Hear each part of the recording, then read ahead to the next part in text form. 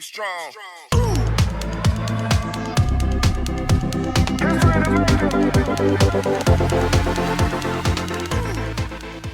Today, I want to talk about the power of basketball.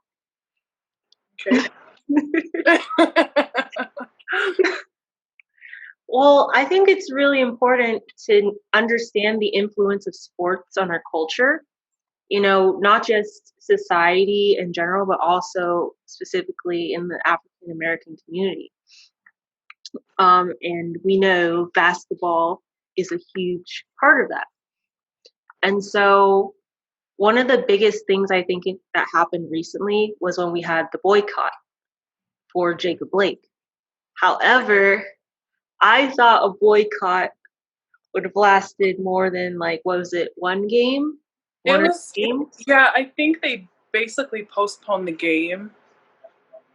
Yeah, because they did that across the board. They did it for basketball. Football hadn't started yet, but they did for baseball and a few other ones. They did it for soccer too. I know the Real team actually stopped too, and the owner was really pissed off about that. Yeah, we'll get into that later. Exactly.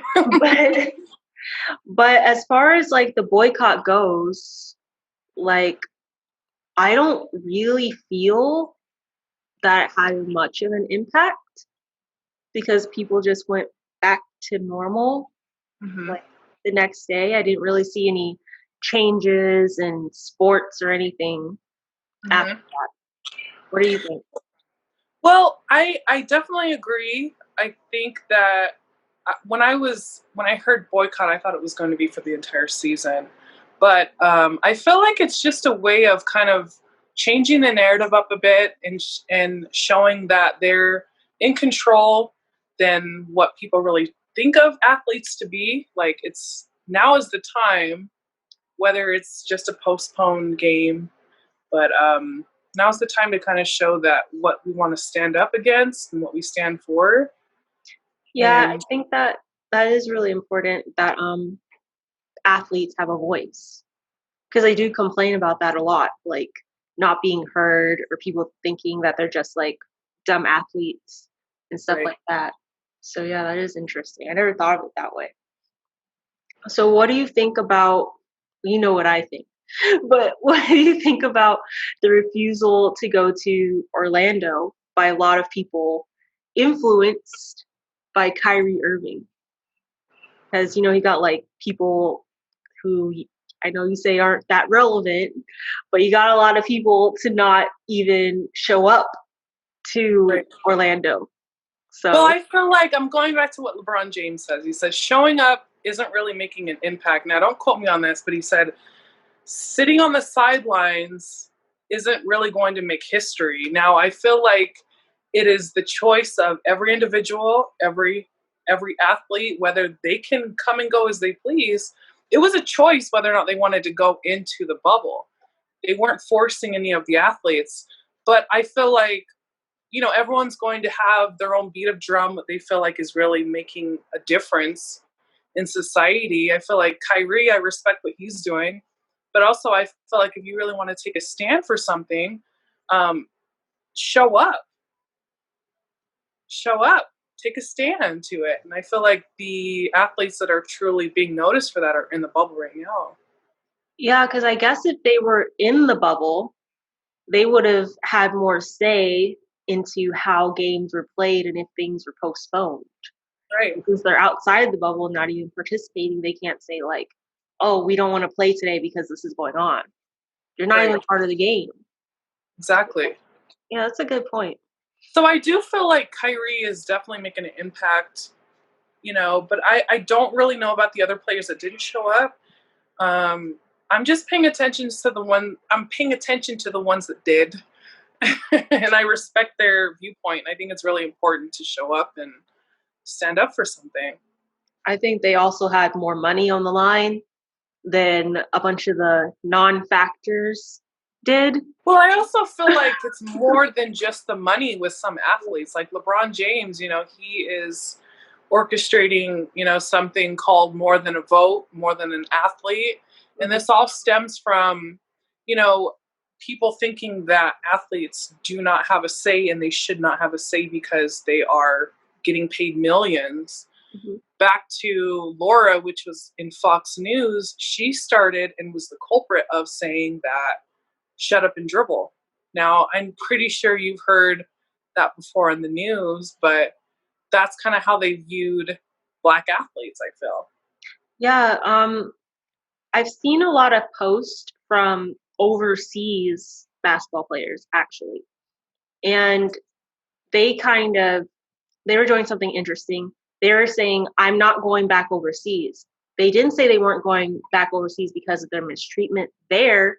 They said they were adored and treated much better over there than basketball players here. That's just what they said. I don't know anything about it.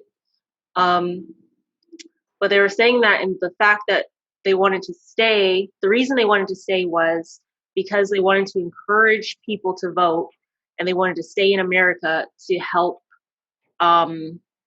progress our race. They wanted to help make a change in America because they feel they're already respected over there when they come and play. Like, they're respected for their time. Right. So I found that very interesting. Like, they were just going around, like, posting on Instagram, like, get out and vote, and trying to sign people up to vote, to get Trump out and stuff like that. Right. And I found that very commendable because they, they decide not to take their check overseas and just stay here. So yeah, it's important. And I think I touched upon the More Than a Vote, which LeBron James started that, which was, bringing light to voter suppression, and how that works as far as in different inner cities and things like that. So, just putting more information out there in the world so that we can progress. Yeah, I agree with it. But here's the other thing that that smile got me a little nervous over there. That really struck a nerve, I know, with some people, because we put it up on our Instagram as a poll, and a lot of people, basically almost everyone except for two, a lot of people said that Kyrie Irving and other athletes who have echoed his statement about the NBA resembling slavery. They didn't agree with that.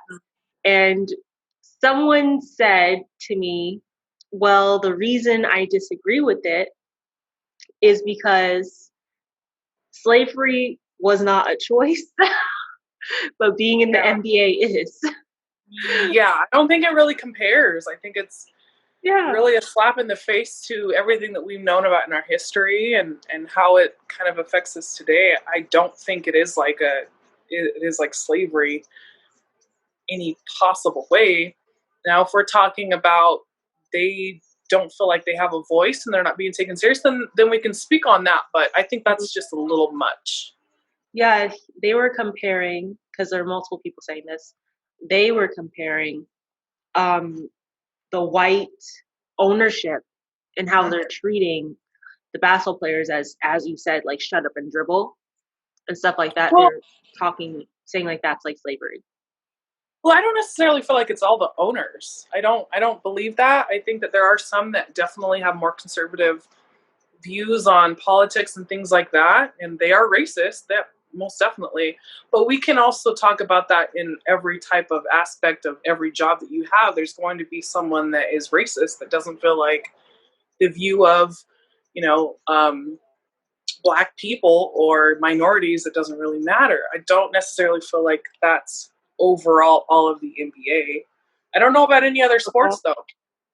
Yeah, because what's his name? Shannon, the NFL commentator, when they're doing the because football just started. So when they started doing the lift every voice and sing, I know I personally was offended by that a little bit. And then he's like, that he basically said, that ain't shit. Like, why are you even doing this? We didn't ask for you to play a song. Yeah. And for me, the reason I was offended is because it's just showing the world, because everyone watches football. It's showing the world, to me, that we have so much shit going on in our country, we can't even have one national anthem. And then, like, if you look at the lyrics for me of "Lift Every Voice and Sing," it's a almost a lamentation. It's just like, we are going through so much shit. We need to lift every voice and sing till earth and heaven rings. Like, we need to, like, wait till we can come together, which I agree with, and that is cool. So do you feel like it was just a little bit too soon for that, or? I don't think it was necessarily too soon, because they need to do something. But what is showing, like, two national anthems, that Black people need a national anthem, and then white people by default need a national anthem? And I'm just like, so we can't just have one? We could pick "Lift Every Voice and Sing." We could pick that one. But do we need two to show that we need two national anthems because we're just going through so much shit? I feel Like, like it's just one of those things where it's the tip of the iceberg of what problems we're really seeing with the world. We yeah, can go back into systemic, racism and everything like that. I think it's just kind of breadcrumbing at that point when it comes to that. but what is it? What is a breadcrumb in that sense? Breadcrumbing to me is something that you want, something that you need, little pieces of what you want and what you need. Right, but we also need to go back into who are the people planning these entertainment wise, and why is that important to have African American voices in every single aspect of a system. Yes, And yeah, and so that's how I feel. I'm not necessarily upset about it. I just feel like there's just so much more we have to execute before worrying about entertainment wise. it just bothered me because I'm just like, can't we just show unity? Because that would make me feel better. Showing unity, showing that you appointed more people of color to positions of How would they power. do that though? What do you mean by that? Like, how would they do that?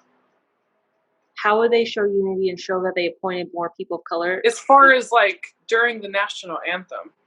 It didn't have to be the national anthem. That's what I'm saying. The national anthem was just a facade. It's just I something think they it just did. depends on perspective. You could look at it in a positive way, or you can look at it in the way that it's like, well, that's not good enough. I hope that you guys don't think that now we're happy because this and this is going on. But I Yeah, think a start to something is a start. I'm not saying like we should completely be like happy and shut up, because that's what a lot of people feel like, in entertainment wise and athlete wise, like you just focus on your millions. We don't want to hear what you have to say, which is completely false. that's how I feel about it. That's how I Okay. feel. That's that's what I feel they were doing with that thing. They're playing the Black song and the white song, which is Hmm. normal. They're playing the Black song and then having all the Black football players go out and play. Go out and play now that you have your Black song. That's how I felt. And I'm just like, this is just unnerving. I don't like it. And it's hard to pinpoint exactly where it goes wrong in my spirit, in my mind, but I do not like it. And so, especially when the ownership hasn't changed and they're still saying those racist things, you Yeah, know, I feel like I think that the ownerships, as far as with the NFL, is a different ball game. To be completely honest with you, um, it's not just from affecting what their we money. see. Well, what was that? It's not affecting their money.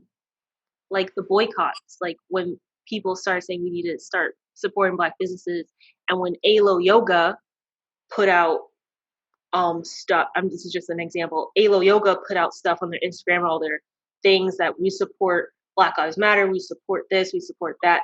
And then Lululemon, which I loved, they were the one of the last people to put anything out. I have not bought anything since.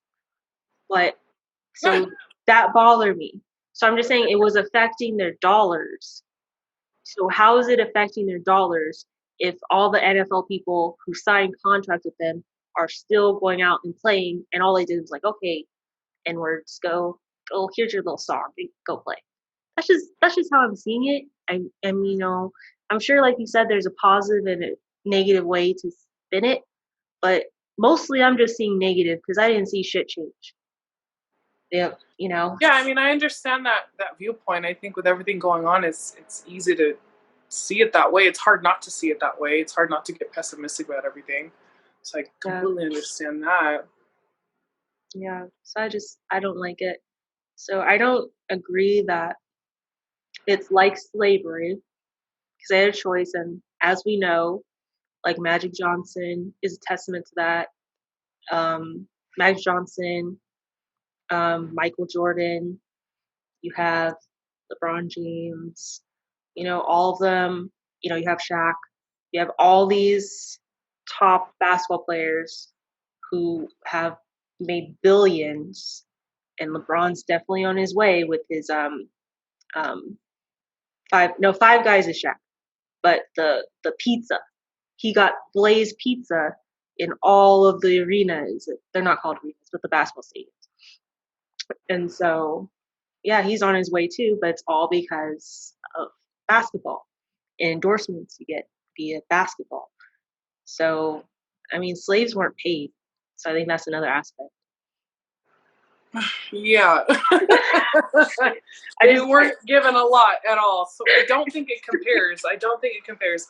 I feel like when it comes to being suppressed with things, like I'm going to take it back to Fox News, Laura. I don't even care to say your last name. But she started Shut Up and Dribble.